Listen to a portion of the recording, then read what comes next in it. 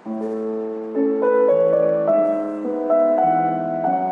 dic Martí Esquinas, tinc 18 anys, els he fet aquest any i he acabat segon de batxillerat, l'any que ve començaré física a Barcelona i porto tota la vida anant al conservatori.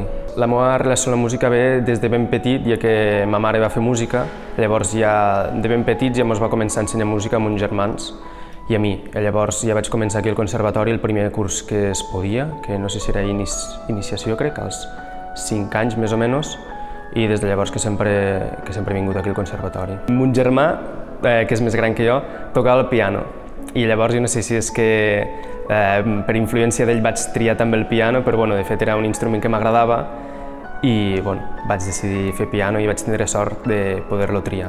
Òbviament sempre costa una mica, però també el fet de començar des de tan petit ja fa que és com una cosa més. Igual que vas al col·le, vas al conservatori, ja no et planteges com a una cosa esforç extra, és fer-ho tot i sempre ho he fet, és això. Ho veus no com una obligació, quasi com una obligació com el col·le.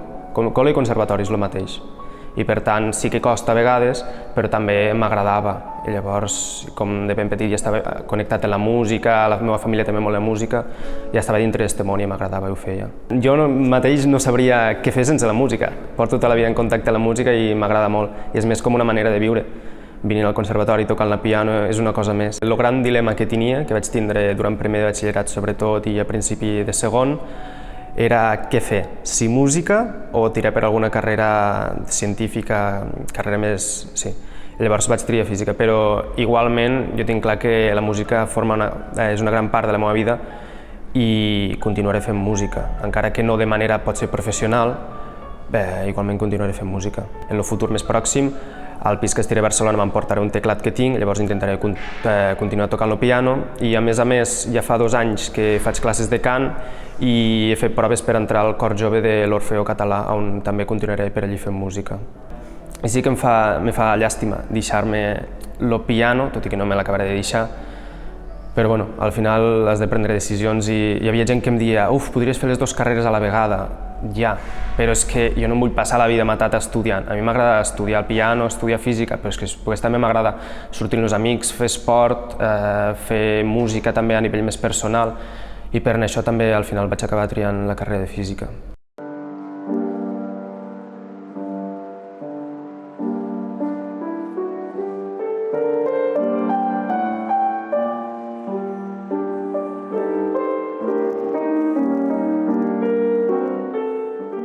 Se m'ha proposat moltes vegades d'avançar-me de curs ja a l'institut o aquí al conservatori, però no. Al final, en el cas del conservatori, com moltes classes són individualitzades, com pot ser la classe de piano, alguna d'acompanyament, altres, marques tu el teu propi ritme.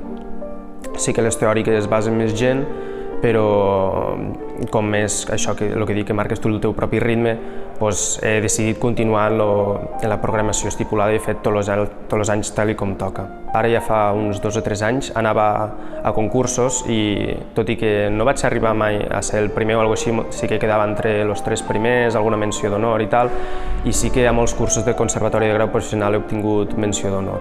Jo el TDR el vaig fer sobre Felip Pedrell i com a objectiu principal era més o menys conèixer sobre la seva vida i llavors analitzar alguna obra que tingués. Buscant què analitzar, vaig trobar un cicle de cançons que tenia per a soprano i piano i vaig decidir analitzar-lo. El que ho vaig decidir analitzar d'una manera novedosa, podríem dir, que estem començant a fer aquí al conservatori, que és, a més de l'anàlisi més formal, com si diguéssim, de les diferents frases, quan duren, els acords i tal, també un anàlisi que diem anàlisi en sentits, que veure què ens està intentant dir l'autor a través de la música, buscar relacions. A través d'aquest tipus d'anàlisis que vam fer, en el professor que tenim d'harmonia del conservatori, vam aconseguir presentar els treballs, dic presentar perquè ho vaig fer jo i 3 alumnes més, que també va fer un TDR semblant.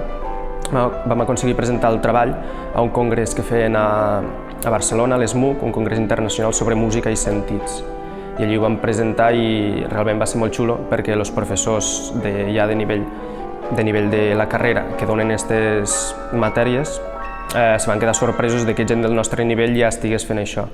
I el feedback que va haver va ser molt positiu, va ser molt xulo. Van ser unes cançons que Felip Pedrell va escriure en no res. En poc més d'una setmana, 12 cançons va escriure, Llavors, com a conclusions, sí que hi havia cançons que se veia més clarament el que havia volgut expressar o que tenia més sentit la relació entre la música i la lletra, n'hi havia altres que no tantes. I una de les coses més curioses que hi havia sobre aquestes cançons és que les va fer a partir d'un estil que ell va anomenar estil oriental cromàtic pur, que és un estil musical que ell com si diguéssim, va extraure de les cançons populars de les Terres de l'Ebre.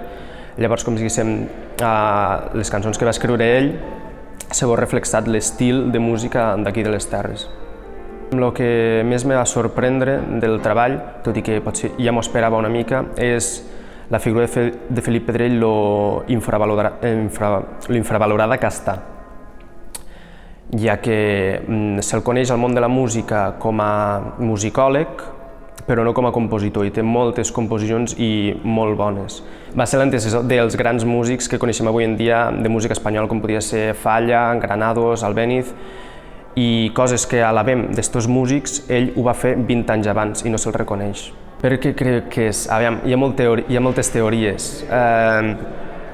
Una d'elles, a vegades, que moltes vegades se diu, és que ell mai se va posicionar com a espanyol o català. En aquell moment ja començava a haver el dilema llavors els catalans com lo rebutjaven una mica per ser més espanyol i els espanyols al revés.